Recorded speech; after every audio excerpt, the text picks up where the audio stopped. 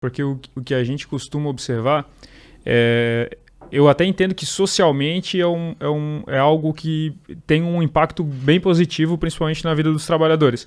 Mas a forma que é colocado isso é um pouco complicada, porque ele joga a responsabilidade para o empreendedor bancar todo o processo de qualquer que seja a adaptação seja necessária na empresa, a contratação de profissional, enfim, toda a responsabilidade adequação na norma, né? Adequação, para que no final das contas quem esteja sendo beneficiado, óbvio, é o trabalhador, isso é bom para o empresário, mas de uma maneira ou outra o INSS nesse teu exemplo é o principal beneficiado, né? Porque talvez ele tenha instrumentos para negar um auxílio doença, um benefício social em razão desse tipo de aplicação de laudo. Então é só essa questão que, beleza, tem que ser aplicado, tem. Tá, então faz às vezes uma redução de imposto para fazer uma compensação financeira para o empresário, ou reduz a alíquota do FAP, do RAT lá, dependendo do, né? Do risco. Isso acontece naturalmente, né? Então, acaba... e não, né? Porque a gente sabe que algumas alíquotas ali são variáveis conforme a atividade que é desenvolvida, né? Então, às vezes tu criar um critério para reduzir alíquotas do FAP e do RAT para quem implementa de uma maneira um pouco mais robusta. Então, eu só fico com esse pé atrás de como funciona de maneira geral, que acaba atribuindo ao empresário uma responsabilidade e ele tem que pagar tudo, né? Bancar toda a operação e no final, às vezes, nem tem uma contribuição financeira. Ok, contribuição laboral, né, vamos dizer assim, dos funcionários, talvez seja evidente. Né? É porque os índices de afastamento por doença, saúde mental, enfim, aumentaram muito, né, doutor? Aumentaram muito, pessoal, muito, e se prevê para 2030 uma pandemia mundial, uma pandemia mental mundial. Por quê? Veja só, hoje nós trabalhamos concorrendo com máquinas, né? Sim. Nós trabalhamos concorrendo com máquinas. Eu saí agora aí de um congresso aí de inteligência artificial e você vê o quanto é desgastante isso.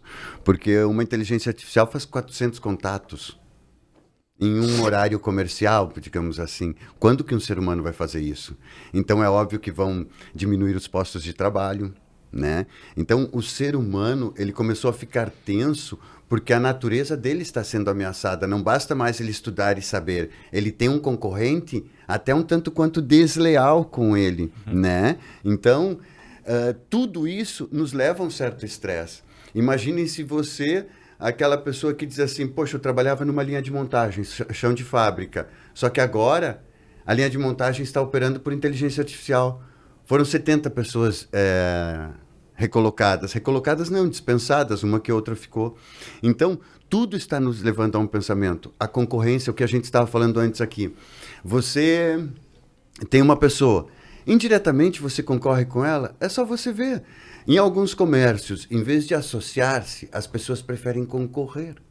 Sendo que, se nós fizéssemos setores, ao invés de concorrer, nós teríamos resultados melhores, uma participação melhor entre todos, o que vem a ser associações, né? O que aqui em Santa Catarina, no Rio Grande do Sul, é tão usado e tão investido.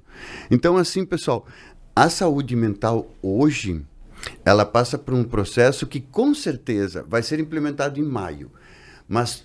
Maio de 2026. Maio de 2026. Foi prorrogado um ano. Uhum. Mas tudo isso, quando for colocado, também vão ter adaptações, vão colocar. É algo que a gente vai aprender conforme vai rodando. É algo novo, né? É algo totalmente novo. E o que é legal deixar dito é assim, ó, vocês que são donos de empresas e tudo isso.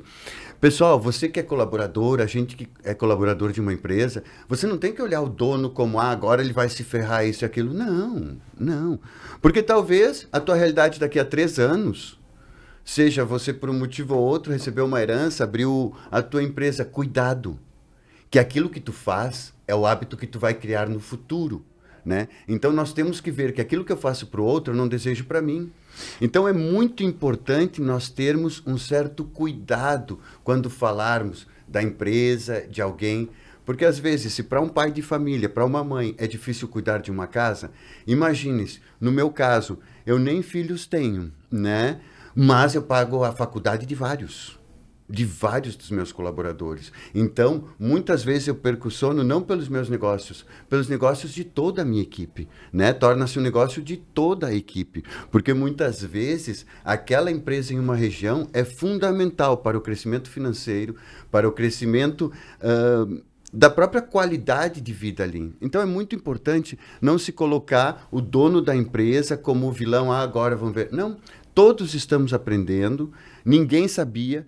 Em poucos lugares do mundo se faz isso, né? Vou dizer para vocês, eu tive uma paciente da Suécia, acho que foi, é de um lugar onde praticamente o dia fica todo escuro, certo?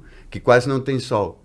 É um país de primeiro mundo. Os índices de suicídio são altíssimos, né? Então, o que a gente vê? Independente, você pode ter uma vida muito boa, tudo é como você enfrenta, tudo como você vê. Agora eu vou lascar com aquele, com esse. Se você pensar isso, já pode ter certeza, olhe-se no espelho que você vai ver uma pessoa que não é tão gentil quanto ela imagina.